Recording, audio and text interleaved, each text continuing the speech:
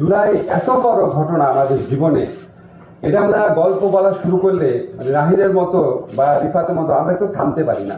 ফলে আমি যদি থামতে না পারি আমাকে একটু ইশারা দিয়ে। তো প্রথম কথা হচ্ছে কি, আমি রাহিদকে একদিন বললাম যখন সেপ্টেম্বর অক্টোবর মাস আছে আমাদের সাথে প্রথম মাস থেকে যোগাযোগ করা হয়, বই লিখবো, বই ব্যাপারে আর কি। তখন আমি আসিফ বললাম, আসিফ তুমি একটা বই লিখো না তোমার এটা নিয়ে। সাথে সাথে বলে ঠিক আছে স্যার লিখবো। আমরা তাদের প্রথম মাসে যোগাযোগ করি, বলে ঠিক আছে স্যার করেন। আমি মনে হচ্ছে এমনি বলছি, এত ব্যস্ত থাকে, এত ব্যস্ত থাকে, ওরা ঘুমায় হচ্ছে ফজরের সময় কাজ করতে করতে। এবং প্রায় দিনই এখনো বোধহয় চোখ লাল আছে আসিফের নাকি, প্রায় দিনই মানে এত এত কষ্ট করে দিনে। মানে মাহফুজ আমাকে বলে আমি প্রথম 2-3 মাস ঘুমিয়েছি 2-3 ঘন্টা, নাহিদের একই অবস্থা, সবার একই অবস্থা। আমরা হয়তো 3-4 ঘন্টা ঘুমিয়েছি, কিন্তু ওরা ঘুমিয়েছে 2-3 ঘন্টা বড়। যাই হোক, এখন তারপর আলটিমেটলি কিন্তু এই বইটা পড়লে মনে হবে কি, মানে ভাষাটা এত স্বচ্ছন্দ। নিশ্চয় সাজ্জাদ ভাইয়ের কিছুটা অবদান আছে, বাট আসিফ তো মনে করতে পেরেছে ঘটনাগুলা, মনে করে এতগুলা জিনিস, এতগুলা চরিত্রকে মনে রাখা এবং ঘটনা মানে বুঝে মানে মাটিতে ফেলে দিল, তারপর মারলো, মারার পরও তারা কাজটা করে যাচ্ছে। বা একটা হলে যখন পিছন থেকে ছাত্রলীগ, সামনে থেকে পুলিশ, সেখানে লড়াই চালিয়ে যাওয়ার যে প্রত্যয়, এগুলি খুব অভিভূত করার মতো। তারপর কষ্টের বর্ণনা আছে, একটা বর্ণনা আছে আপনারা দেখবেন গুলশান একে যে পৌঁছায়, যত জায়গায় যায় প্রত্যেক জায়গায় শুনে রাস্তার মধ্যে সরকারি দলের লোকজন বা পুলিশ আছে, বারবার রাস্তা চেঞ্জ করে যাচ্ছে অভুক্ত অবস্থায়।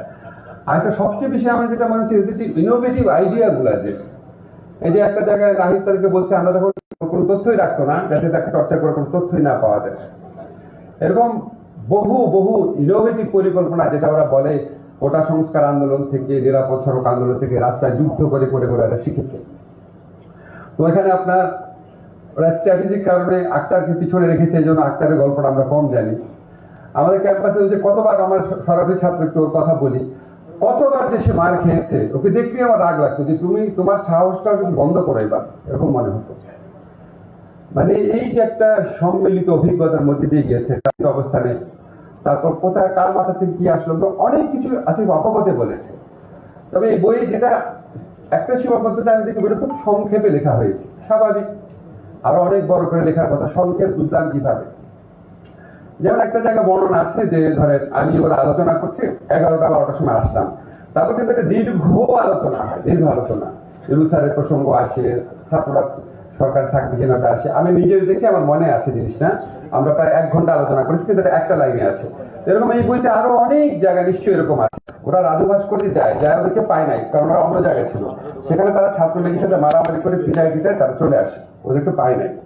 এখন এই যে যারা গেল ওখানে, কোনো ছেলের নাম নেই, কারো নাম নাই, কিন্তু আমি ওদের একজনকে চিনি।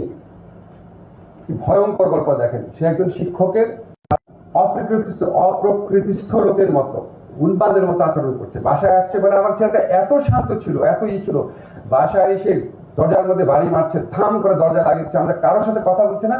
হঠাৎ করে রাত 2টা-3টার সময় শুনেছে আজিমপুরে মারামারি হচ্ছে, ব্লাড ক্যান্সার হয়েছিল। অনেক কষ্ট করে তার বাবা সমস্ত সম্পত্তি যা জমা আছে সমস্ত কিছু বিক্রি করে ছেলেটা চিকিৎসা করেছিল।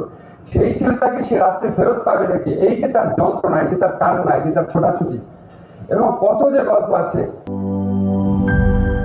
মাঠের অলরাউন্ডার আমি, আর ঘরের all rounder Taylox. Taylox toilet cleaner, clean মানেই টাইলক্স।